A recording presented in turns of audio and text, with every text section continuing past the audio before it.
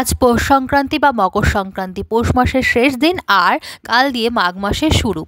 তো আমাদের নিয়ম আছে মাঘ মাসে আর মূলো খাওয়া যাবে না। এদিকে জমিতে তো ভীষণ সুন্দর লাল লাল গাজর মূলো হয়েছে, সবাইকে তো দিয়ে দিয়েছি, আর ফেলতেও মায়া লাগছে, যে কটা আর কি আজকে খেয়ে নেওয়া যায়।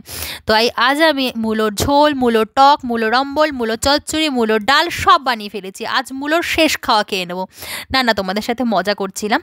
আজকে মূলো দিয়ে সব বানিয়েছিলাম। মূলোর চচ্চড়ি করেছিলাম, শাশুড়িমা ভীষণ সুন্দর কুচি কুচি করে কেটে দিয়েছিল, সেটাকে কালো জিরে শুকনো লঙ্কা ফোড়ন দিয়ে পরিমাণ মতো হলুদ, লবণ, কাঁচা লঙ্কা ছিঁড়ে আর নামানোর আগে সামান্য মিষ্টি দিয়ে নামিয়ে নিয়েছিলাম। আর এদিকে করেছিলাম পাতলা করে ডাল মূলো দিয়ে, হাত ভরে ধনেপাতা দিয়ে, যা গন্ধটা বেরিয়েছিল না, ভীষণ ভালো হয়েছিল। একে কিন্তু মূলো স্যালাড হিসেবে খায়, কাঁচা খেতে ভীষণ ভালোবাসে। আগে আমি ভালোবাসতাম না, কিন্তু এরকম করে বানিয়েছিলাম ঝিরিঝিরি করে, তার মধ্যে শুকনো লঙ্কা পুড়িয়ে তেঁতুল দিয়ে মেখেছিলাম, দারুণ হয়েছিল। আর সাথে একটু করেছিলাম বেগুনের চোখা দিয়ে আজকে খাবার থালাটা সাজিয়েছি। তোমাদের কেমন হলো অবশ্যই কমেন্ট করে জানিও। টাটা।